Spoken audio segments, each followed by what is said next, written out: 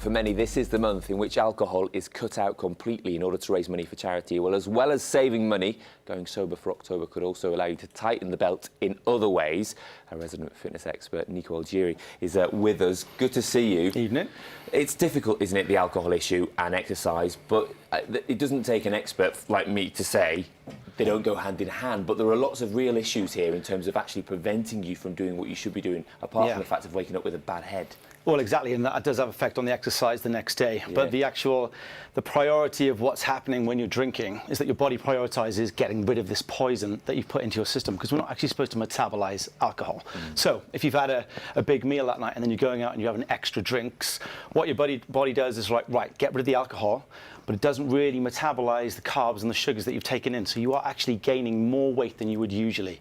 Then, of course, there's the effects the next day. You're tired, you're dehydrated. So you actually, when people train the next day and they're always like, I just want to sweat it out, you shouldn't really do that. You shouldn't really do that because your body is not functioning correctly. So you're tired, you're dehydrated, your muscles and your tendons, your ligaments are not working correctly. So you could actually injure yourself and hinder your performance. So by sweating it out, you're actually putting yourself at risk. Yeah, putting yourself a little bit of risk. Just let your body take a day to metabolize the alcohol, because it actually takes longer than normal processes, and then go back to it maybe 2 days after. Yeah, I mean, you gave me some stats earlier, the shocking stats of the calories as well in alcohol. Yeah, I mean, it's not for anyone to say whether you should be doing it or but this is scientific, so it's something that you can base your decisions on. Yeah, you know, of course. if you're drinking, you know, relate it in food for us. So, a couple of glasses of wine can be equate to like 2 or 3 donuts, and usually you'd have a donut and feel absolutely guilty about having it, but a glass of wine you wouldn't even consider it. Yeah. And like a regular wine drinker can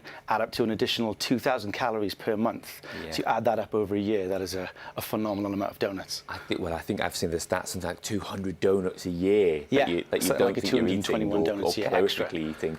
And just then, in terms of actually having had a drink, then also wanting to eat more, is there any link there? Yeah, so once you've had some alcohol in the system, what that then does, the studies have been done, it decreases a hormone called leptin, which actually decreases your appetite and regulates hunger. So if you're decreasing that hormone, you actually feel hungrier. So when you go home and you get the munchies, that's because of the alcohol. So you want the chips on the way home, isn't it? Yeah, it's always a temptation. Well, we'll leave booze aside for now. Let's talk about something called boutique fitness and boutique classes. This is something which is huge in London at the moment. What is it, and what should we look out for? So the boutique fitness classes, great concept. So these are concept classes where they take different areas of fitness. I actually run one myself, TRX, but you get like running classes, things like Barry's Boot Camp, you've got F45, gym class, where what they do is they look at functional fitness and then pick 2 or 3 elements, put them together and turn them into huge circuit classes. Okay. And they're fantastic and people are enjoying them and they're absolutely booming. About 10 years ago, you could probably count them on 2 hands. Now there's hundreds of boutique fitness classes exploding all over London. Okay, so how then do you pick the ones which are going to be any good for you compared to the ones that they might not really know what they're doing? Yeah, so they do know what they're doing, but what the little worry is in London these days is that the class numbers, because the demand is so high, because people are on pay-as-you-go format now, because the demand is so high, the class numbers are increasing, and then you have one trainer to oversee about 30 to 50 people, and you can imagine the different kinds of technical errors that are happening in that class at that one time. So that one trainer is unable to watch all those techniques. So therefore, there's a possibility of injury or incorrect technique, which then can affect you long term. So what I would say, if you're trying to look for the best class, choose one with like slightly smaller class sizes.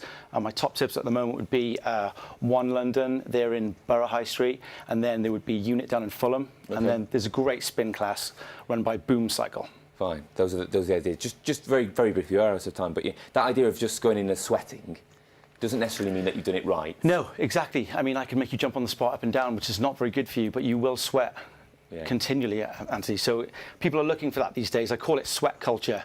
But what I would do, I'd look for the more functional quality movement in exercise and then worry about sweating later on.